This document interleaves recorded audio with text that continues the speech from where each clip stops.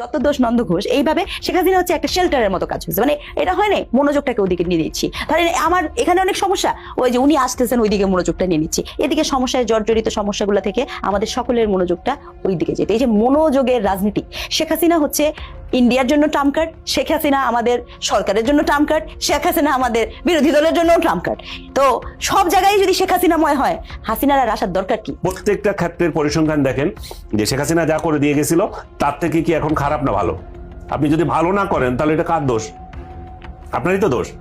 শেখ হাসিনার সময়টা আপনি খারাপ বলছেন, 15 বছর খারাপ বলছেন, বলেন, আমিও বলেছি। কিন্তু আমি যখন দেখি যে মাঝখানে ইউনূসের আমলের পর আরো খারাপ পরিস্থিতি তৈরি হয়েছে প্রত্যেকটা সেক্টরে, বিদ্যুৎ গ্যাস থেকে শুরু করে মানে জ্বালানি থেকে শুরু করে প্রত্যেকটা সেক্টরে। পরিস্থিতি এরকম যে শেখ হাসিনা যদি নিজেও বলে তোরা আমাকে নিয়ে কথা বলিস না, তাও সকলে তাকে নিয়ে কথা বলবে।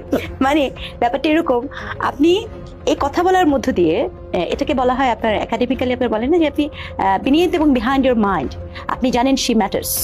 মানে আপনি মুখে বলছেন না হয়তোবা, কিন্তু বিনিয়ত এবং বিহাইন্ড দ্য সিনারিও আপনি জানেন যে আপনি কাকে কাউন্ট করেন, আপনি কাকে কাউন্ট করেন। উপেক্ষা করার মতো কোনো উপেক্ষা করা কিন্তু অনেক বড় একটা যোগ্যতা। ঠিক আছে, আমরা যখন কাউকে উপেক্ষা করি, সেটা কিন্তু আসলে আপনি যদি ভেতর থেকে সে উপেক্ষা যোগ্য না হলে কিন্তু উপেক্ষা করা যায় না, এটা একটা বক্তব্য। কিন্তু আপনি খেয়াল করে দেখবেন প্রতিটি দল, সেটি 5 আগস্টের পরে প্রতিটি দল, আমি এখানে শুধু সরকার পক্ষ বলবো না, রুহুল কবির রিজভী সাহেব বলবো না, আপনি দেখবেন যে সদ্য তরুণ দল, এনসিপি বলেন, জামাত বলেন, বিএনপি বলেন, যারা যখনই কোনো কিছু নিয়ে বলছে তার বলার একটা সূচক বা মানদণ্ড হয়ে আসতেছে কিন্তু শেখ হাসিনা। ঠিক আছে, আপনি দেখবেন সাধারণ মানুষ বলে আগের সরকার, আর ওনারা হয়তো বা নাম নিয়ে একজন ব্যক্তির উপর বলেন। এটা প্রমাণ করে যে তিনি ওনাদের শয়নে, স্বপ্নে, চিন্তায়, মননে ব্যাপক মাত্রার প্রভাবকারী, এবং তাকে তারা কোনো অংশে হয়তোবা কেউ হয়তোবা তাকে কম্পিটিটর ভাবে, কেউ হয়তোবা তাকে থ্রেট ভাবে, কেউ হয়তোবা তার দ্বারা এতটাই ট্রমাটাইজ যে তাকে চাইলেও ভুলতে পারে না। ব্যাপারটা অনেকটা ওরকম হচ্ছে না যে থাকে না, আপনি এত ভালোবাসছেন ঠিকই কিন্তু পেলেন না। হ্যাঁ, তো যাকে ভালোবাসছেন কিন্তু পেলেন না, তো না পাওয়ার বেদনাটা তো থেকেই যায়। এরকম একটা ব্যাপার স্যাপার কিন্তু কাজ করে।